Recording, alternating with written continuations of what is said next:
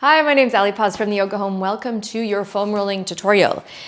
This is a foam roller and it's a pretty big one. So you don't necessarily need this long or big or it to be really hard because sometimes it hurts the tissues.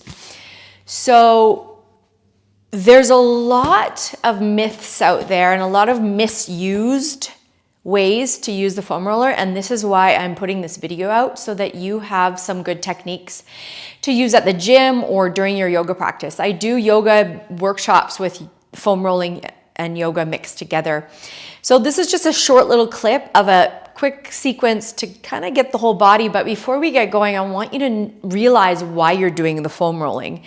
It's to rehydrate the tissues, okay? The fascia, which we call the connective tissue in the body, it's wrapped everywhere and it's a three-dimensional fluid-filled system, so it has that fluid in it that needs rehydration, okay? And needs a bit of pressure, but not deep tissue pressure. You can do it from very light, and it doesn't need to be, like I said, this hard.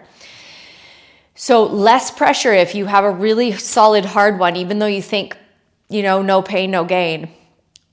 Old paradigm we have to let go of because it's not helping the body. So what I want to do is do a short little video. I will offer a lot longer ones. If you're interested, just let me know in the comment section. And of course, hit that little Yoga Home button if you want more videos. Okay, so let's get started. Grab your foam roller, whatever you have, and I usually like to be warm before I do this, so I do a couple sun salutations. I'm not going to do that with you right now, but whatever, maybe you've worked out, you came off the treadmill or whatever it is, come into this maybe a little bit warm. I usually start sitting down right away on top of the foam roller.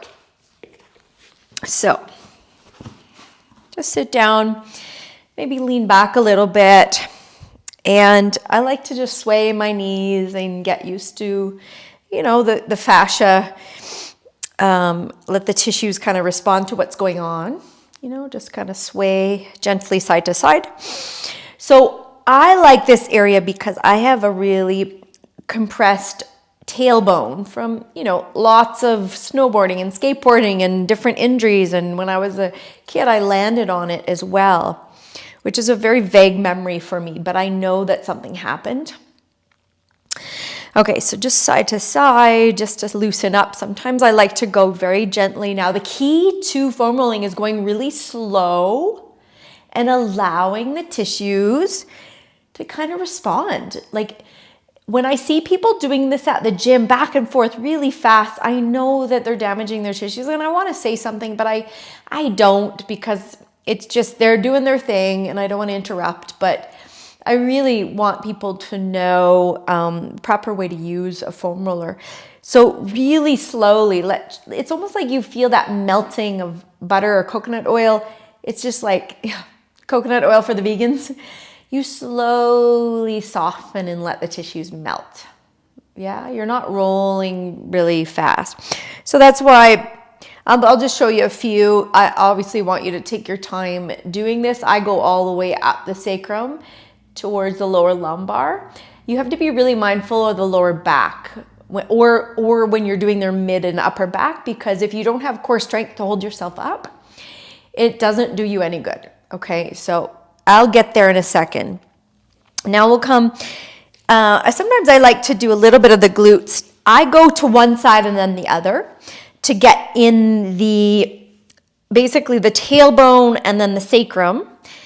And so it's kind of like the SI joint, which is in between the sacrum and the hip bone, okay? So it's, you'll find it, you're just doing little tiny back and forth. In massage therapy, we call it frictioning. So you're just kind of frictioning back and forth. You can go right into the glute area if that feels okay for you. If it's too much pressure and you're getting nerve sensation, you might have to be careful with that. Some people have sciatica. So I like to go right to the attachment point on the greater trochanter, just outside the hip. Oh, that feels really good.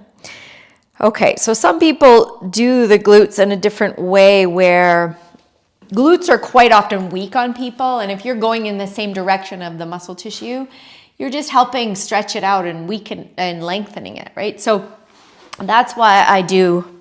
So of course, do both sides. Okay, I'm not going to go into the full thing. So both sides, and then I get right into the attachment points from the sits bones, which is the ischial tuberosity, right? And then where the hamstrings are attached. So to release some fascia points, I point and flex to access that back body line. So pointing and flexing, and therefore I'm doing a little tiny bit of movement and frictioning on that attachment point. And then I'll start to slowly lean back. And once again, let it melt into the tissues. So you're softening. When you get to the belly of the muscle, which is right in the middle of the hamstrings, you can kind of start to move your legs out and in. So like an external rotation, internal rotation. Sometimes a movement and pressure on it is, and not super hard pressure, just a light, is really it's really helpful to kind of get the flow going on in the tissues, right? Okay, and then coming all the way down. And once again, go slow. Like when you come back, this is a bit of a core strengthening because you got to really hold yourself up. So you can make it a core strengthening as well. Coming back down. So I will just let you can pause the video and just work that for a little bit. But I'm just going to keep going to show you all areas of the body. Okay, so Achilles tendon. This is how I do, there's a couple ways to do the calves. I slowly start to straighten my legs as I put pressure into the belly of the calf muscle. And then I'll pull the foam roller towards me so it comes down a little bit more as I keep straightening and bending the knees. Okay, pulling, straightening, and bending. You can take a nice little forward bend here if you like to.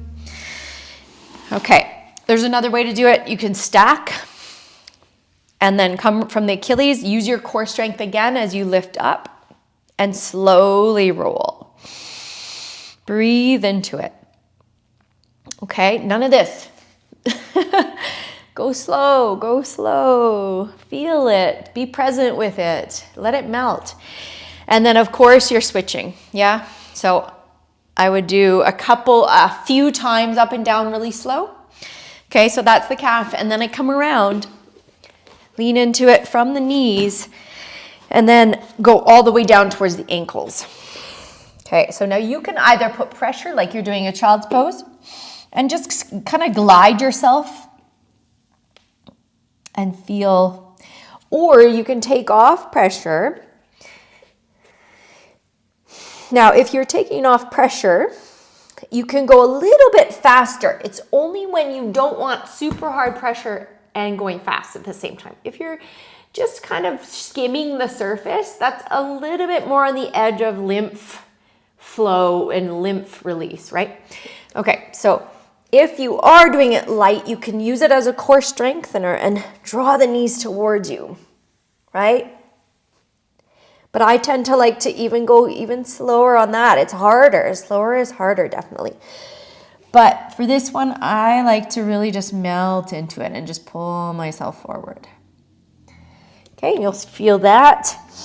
And then moving to the quadriceps, just above the knees, come into a low plank position where you're supported with your elbows, your shoulders, and your core is up.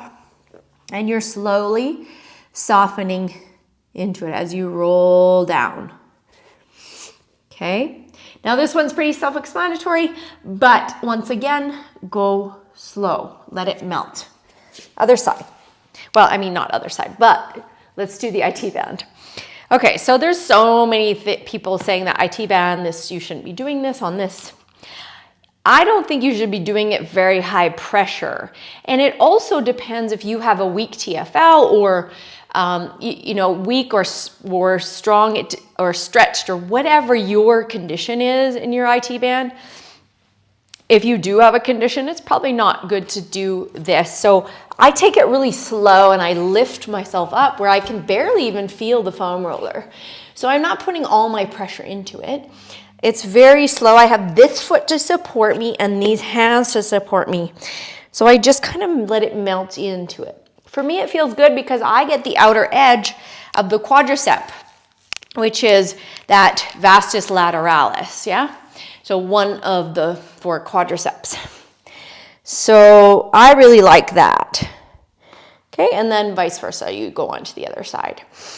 Now, for shoulders or any kind of lats or underneath the armpits, you can go under.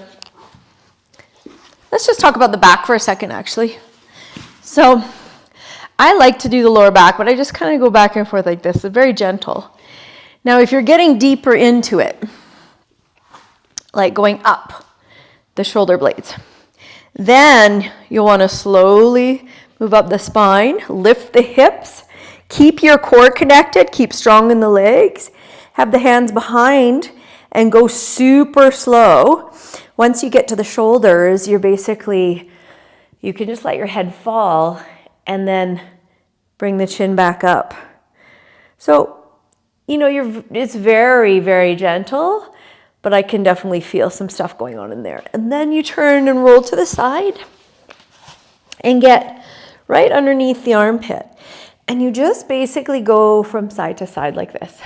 This one feels awesome. Okay, for any shoulder injuries. Now I have a beautiful neck one, but this video I might have to just do 2. So yeah, once you're done with that, you can just do a nice gentle side to side with the neck. Make sure your chin is up, you're looking up to the ceiling, and then just relaxing side to side. And then at the end, I would just settle everything in Shavasana and just allow the tissues to really adapt to what's going on and the new space that you've just created for the fascia. And I think that's about it for today. I'll have lots more to share with you. So if you'd like, let me know in the comments any questions that you have. My name's Ali Paz once again with the Yoga Home. Thank you so much for watching. Namaste.